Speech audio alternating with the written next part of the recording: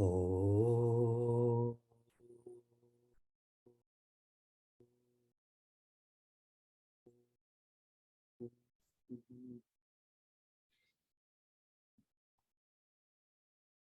Oh.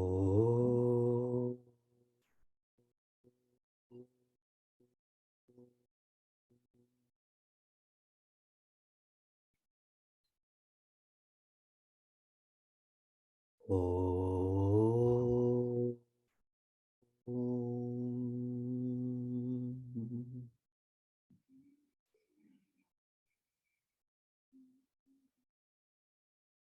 Welcome to Meaningful Mornings. What does LT stand for? Looking time. You did that when you joined. What does RT stand for? Reading time. Most of you also did this. You're prepping for the process. And what does QT stand for? Quiet time. You're engaged in the process. Every one of us is Prince Arjuna. And Prince Arjuna is engaged in this quiet time. This is expressed through his questions. His questions are highly reflective, which means that he's actively listening. If one were to randomly study Bhagavad Gita, they will not understand Bhagavad Gita. And if you don't understand a subjective science, you do not undertake what that subjective science is guiding us to. Agreed? If you don't understand a job, there's a greater chance you're not going to undertake that job in an objective sense, yes? If you don't understand what this organic substance is, there's a good chance you're not going to eat it. There's a good chance you may still eat it, but there's a good chance you won't eat it. In our culture, there is a methodology to studying our Shastra, the science of development. The most authoritative Shastra is known as the Upanishad. Specifically, of all of the Upanishads, the most subtle or demanding is Mandukya Upanishad. It is only 12 mantras. To be able to understand Mandukya Upanishad, the best commentary on this is Bhagavad Gita. 700 verses, shlokas, to be able to understand 12 mantras. And the best commentary on Bhagavad Gita is Srimad Bhagavatam. 18,000 shlokas to be able to understand 700 shlokas, to be able to understand 12 mantras. Ready? But if you pause, we all have that opportunity right now. We've had 20 classes on the Upanishad. We've had 400 classes on Bhagavad Gita. We've had 120 classes on Bhagavatam. How bhagya that you sitting in your home, wherever in the world, have access to the full methodology of studying our Shastra. That should be heart-opening, tear-inducing. Sadhana in English is defined as means, a way, a method. Bahiranga sadhana I'm sharing a framework for you to really understand what preparation sadhanas are and what process sadhanas are.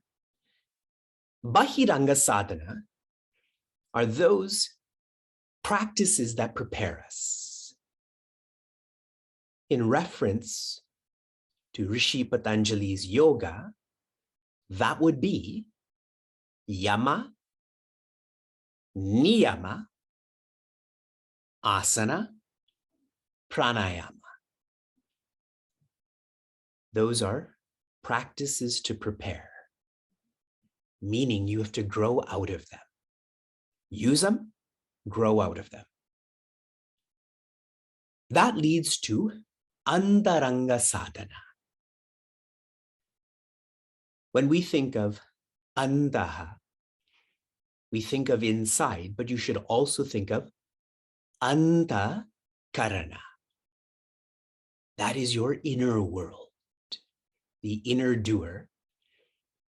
Sadhana is not for the body and breath. It is for our inner world, our inner doer. This is the process. But if you're not prepared, you can never touch the process. This would be pratyahara. In verses that we've just acquainted ourselves with, pratyahara is equivalent to shravana. Dharana and dhyana together becomes manana. And samadhi becomes nididhyasana.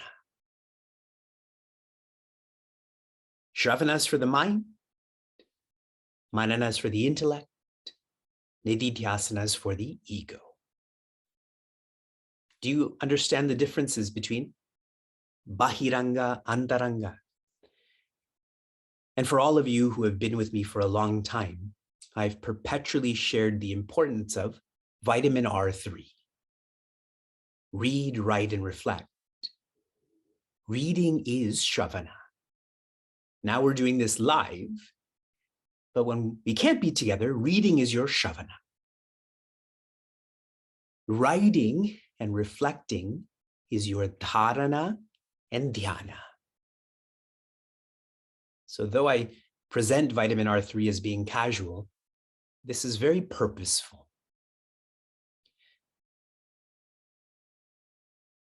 The fulfillment of all of this is moksha, independence. In verse 16, Shri Krishna defines moksha or independence as tat. That. Infinity. In verse 17, tat, without a body, the experience of tat without a body. In verse 18, the experience of tat with a body. The body is inconsequential. Particularly in 18, a very poetic framework is given about how insignificant the body is.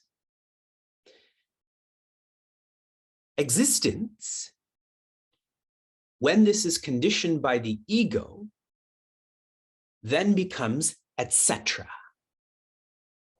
Equipments and experiences, entities, and so on. In a more classical sense, Brahman, when conditioned by Maya, then expresses as the gunas. Are you following the English and Sanskrit relation to all of this? For the one who knows existence, knows Brahman, then though they have sight, you can see me, I can see you, but that sight is backed by knowing, so that is vision. In this vision, there's no sense of externalization that etc. is real, that the ego is real. All that is real is existence. So there's no sense of higher and lower. So much of our day is about superiority and an inferiority. But for the one with vision, whether it's a Brahmana or it is one who eats dogs, there's no higher or lower. They're both existence. And I've tried to share this with everyone. How do we practice this every day?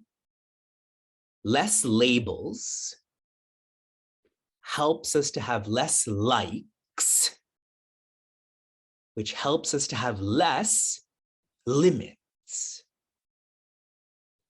which helps us to identify more with life, the existence. I hope you followed that. The practice of labeling less. This is a Brahmana, this is a dog eater. When you label less, you like less, you have less limits, more life. Brahman, existence. We continue. Verse 19. Iheva te jita sargaha yesham samye stitam manaha nirdosham hi samam brahma tasmad brahmani te stitaha. I'm going to be quick. This is the same teaching as 17. Iha eva, here and now. Taihi, those with vision. Jitaha sargaha.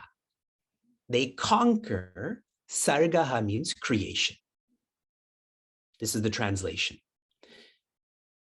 The implication of all of this, context does not matter when you are content.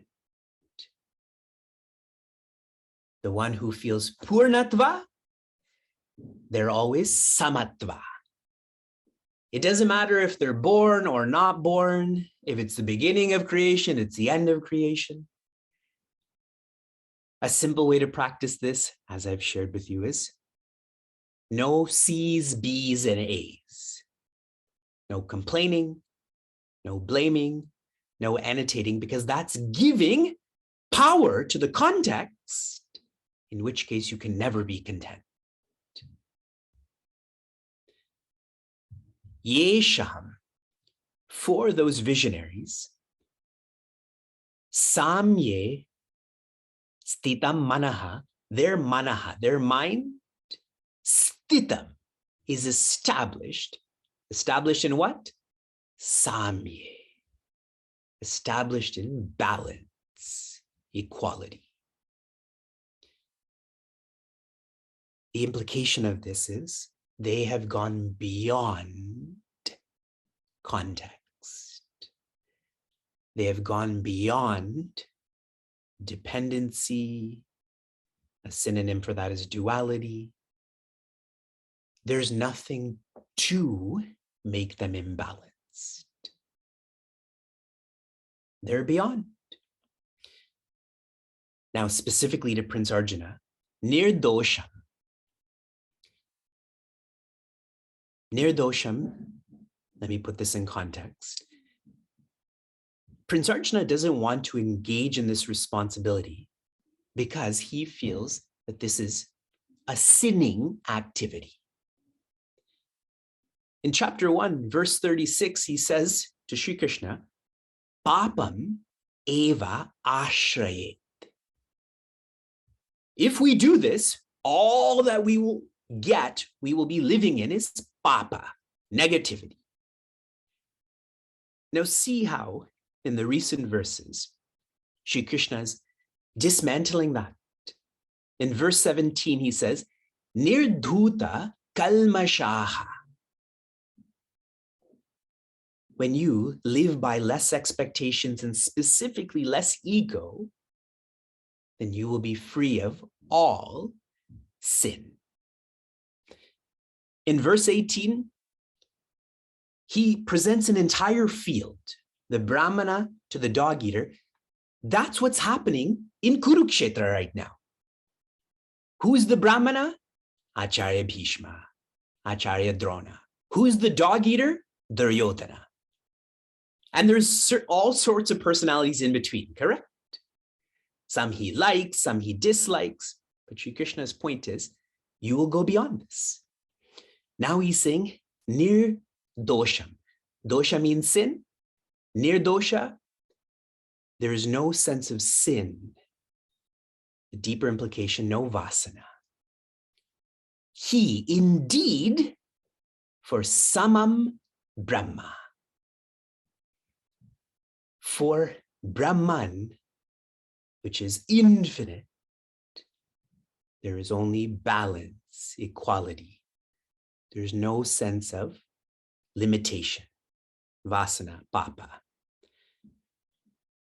Tasmad, we have not come across this word for some time. Tasmad, therefore, Brahmani te stitaha, such a visionary is established in infinity. Tasmad here is like the three dots, therefore. What are the two variables here? Samye manaha. If my mind is balanced, is equal, and Brahma is samam, infinity is balanced and equal, therefore my mind is infinite. Do you see that hypothesis being proved? If I'm like this, and infinity is like this, therefore I am infinity. The language of Rishi Uddalaka, tat tvam asi. And now everyone's to respond, aham Brahma asmi. I am infinite. From inspiration to application. Your recent application was to rate how you're growing out of being annoyed. And I would be curious to know your numbers. For the sake of brevity, here is my observation. You only get annoyed where there are differences. The more you feel those differences, the more annoying that entity is. And that's why I shared with you, these verses are really an EDI manual. When I start to feel equal and others are equal, there's no violence, there's no annoyance. Your application for this morning, we now have 10 verses in chapter 5. That's what's remaining. Reconcile the 19 verses we've flowed through. Shanti, Shanti, Shantihi. Be safe, be sound, be serene, be happiness.